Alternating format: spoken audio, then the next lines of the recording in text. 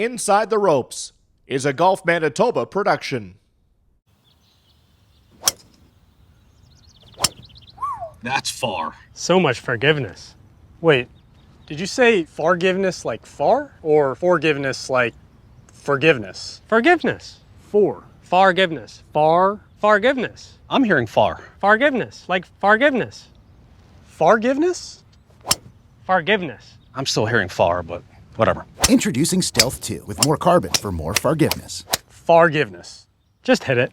Darren, thanks for joining us on this edition of Inside the Ropes. We're at Gilbert Plains Country Club. Beautiful day, beautiful venue, and not too far from your summer home. No, Lake of the Prairies, which is really nestled between Roblin and Russell, Manitoba. We're at Prairie Lake Lodge. We've been there, I guess this is our third full summer now, and the golf is terrific. The fishing is outstanding, and socializing with family and friends is pretty cool as well. Fish stories or golf stories? Which ones are more Darren Dreger style? Well, probably more the fish stories, Brian, to be honest. I don't golf as much as I used to. I still love the game. It's just there's so much going on that the days just seem to evaporate. But I'm not a master fisherman, but I'm surrounded by them at Lake of the Prairies. So I've got all the toys out there, so I try and get out on the lake as much as possible. But, you know, there's also the Prairie Lake Lodge golf course out there, which is an executive par 3 18-hole golf course. And like Gilbert Plains, I mean, the greens are immaculate. Now, my weakness in the game of golf, as you've already witnessed, is putting, right?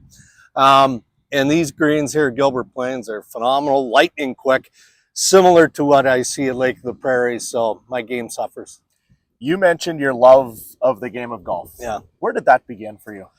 You know, it actually began in Brandon, Manitoba. So I worked at CKLQ Radio, right? Called Brandon Wheat King games there. I was a sports director. And the news director at the time was a gentleman by the name of John Armstrong, who was a golf fanatic. He was my boss. So I started playing golf at around 18, 19. I was late to the game of golf, but I just fell in love with it, and I made my bad habits work, right? And it was just through a series of repetition. So every morning, John and I would record the 9 a.m. news and sportscasts, and we'd be on the golf course, either the Brandon Country Club or Shiloh, or name all the great courses in Manitoba, normally by 9:30, 10. And there were a few back-to-back, well, a few summers during my time there where we played upwards of 120 rounds. So this sounds familiar, I think, to what all the sports guys eventually do. Yes. Where they start and then end up later on. Yeah, and I loved it, but then eventually, you know, the job takes precedent and the real world kicks in, and you have kids and all of those things. So now I'm not that far from some great courses in Ontario, but sadly, Muncie, I don't play nearly as much as I used to. I think this is my sixth round of the year, so that's a far cry away from 120. So you mentioned the putting might need just a tiny bit of work. Well, the first putt anyway. After, putt. you know, it's the yips. That's what it is. Just got to hit the wedges closer. Yes, that's exactly get somebody right. to give it to you and away you go. So what do you like about the game? You know, probably the fact that you don't have anyone to blame but yourself. You know, and you know, when the game is going well, I mean, who doesn't like to hit a bomb off the tee, right? Or you say at par threes, you stick it in there as close as you can, that sort of thing. I mean, you take pride in your game. And I love being outside, right? It's no different than fishing. I know that I'm probably not going to catch the biggest fish, but I'm out on the lake.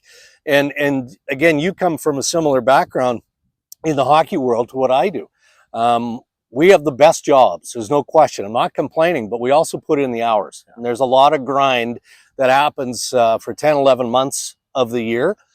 So when I'm outside as much as I am either golfing or fishing, I enjoy it. Even, you know, we need rain out here. So even if we get rained on, we're going to have fun. At TSN, I know a number of the guys love to play golf. Yeah. The gals as well. Yeah.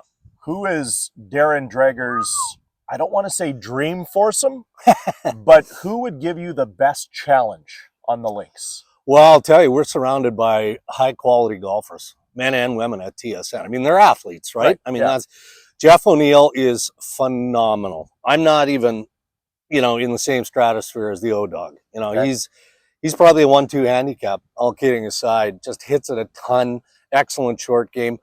James Duthie is a real good golfer as well, but James has fine-tuned his game over the years. He's really worked at it, and he loves it, plays a ton, but he's a single-digit handicap.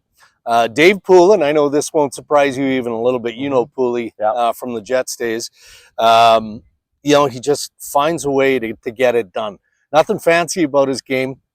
Meticulous short game.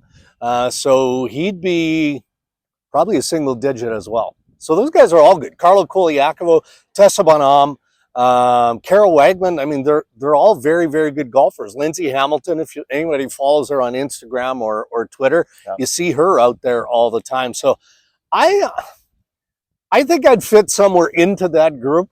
But as far as Jeff O'Neill, James Duthie, Dave Poulin, I think they're a notch better than I am.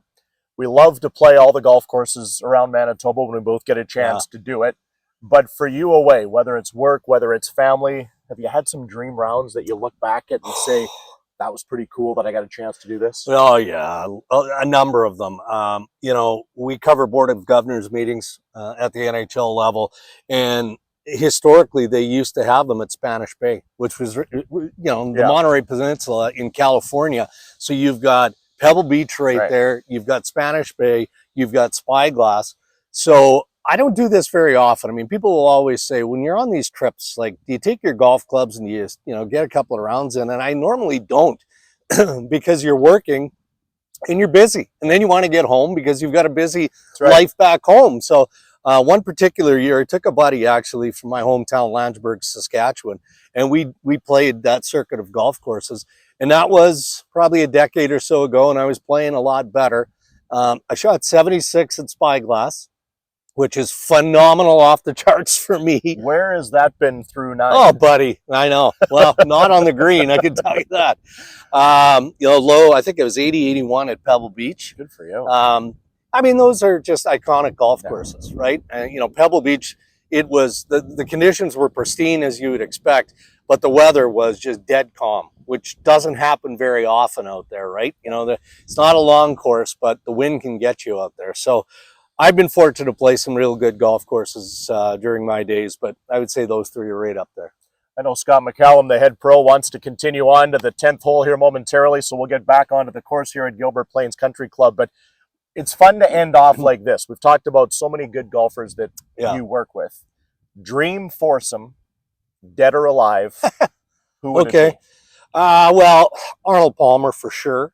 Okay. Jack Nicklaus for sure. I had the good fortune of following Jack a number of times, just varying TV events that I've done, golf related. Just a superhuman being.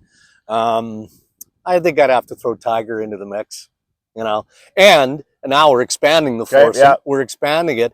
1997, I went to the Skins game in Whistler at Nicholas North. And it was Nick Faldo, it was Jack Nicklaus, it was Greg Norman, it was Freddie Couples. Wow. And my brother-in-law and I, Neil Fraser, who at the time was living, I believe, in Brandon, we flew out there, and it was just purely for spectator reasons. I wasn't working. We got up early one morning. Freddie was on the range. Nobody was out there.